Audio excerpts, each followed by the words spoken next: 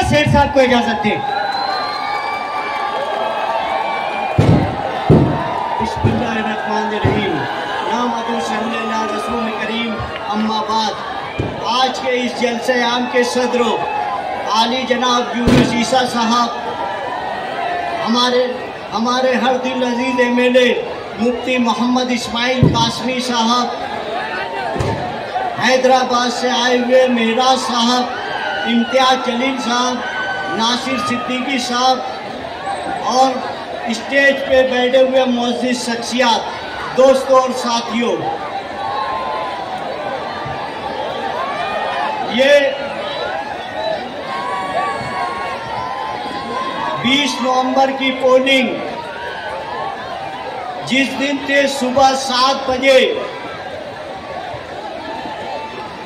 हमारे माँ बहनों की वोटिंगे बोगस गिराने के लिए पिलखोड़ और दूसरी देहातों से लाई हुई औरतों से गिराया गया।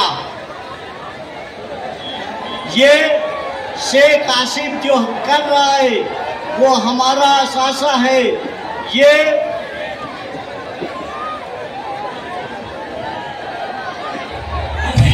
अब्दुल मालिक साहब की आमद के साथ असदुद्दीन अवैसी साहब की मरकान की आमद भी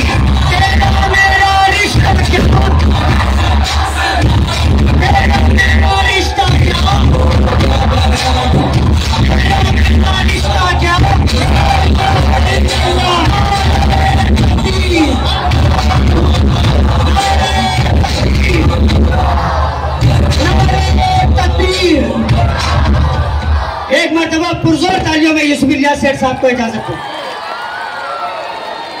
भाई हमारे मेहमान इम्तियाज जलील साहब और असद साहब की बातें आप सुनेंगे। मैं सिर्फ 2 बातें आपको बता दूं कि मालेगांव शहर की 12 तंजीमों ने मिलकर असद साहब को अभी पावर रूम के लिए तमाम मसाइल बताए हैं। उन्होंने वादा किया है कि दिल्ली में वो टाइम लेंगे और हमारी मीटिंग करवाएंगे। मैं एक बात बताता चलूं कि शेख आसिफ चूना भट्टी के जलसे आम में ये कहा था कि सोलर लगाने के बाद कारखानों में मीटर ही नहीं रहेगा। सोलर जो है सूरज की रोशनी से चलता है और रात में सूरज नहीं निकलता है, तो क्या इनके अब्बा सूरज निकालेंगे रात में? ये उनकी मीटिंग में ये कहा कि 75% बुनकर इस शहर की तरक्की नहीं चाहते हैं। मैं ये कहता हूं कि 25% बुनकरों को आप सोलर लगा दे, 25% लोगों के लिए कुछ भी कर दे, हम तुम्हारा साथ देंगे। तुम जो कुछ भी पावर रूम सनत के लिए करेंगे हम तुम्हारे साथ रहेंगे। 75% बुनकर असदुद्दीन अवैसी साहब के साथ दिल्ली में बैठकर इंशाअल्लाह ताला पावर रूम के लिए पॉलिसी बनाएगा।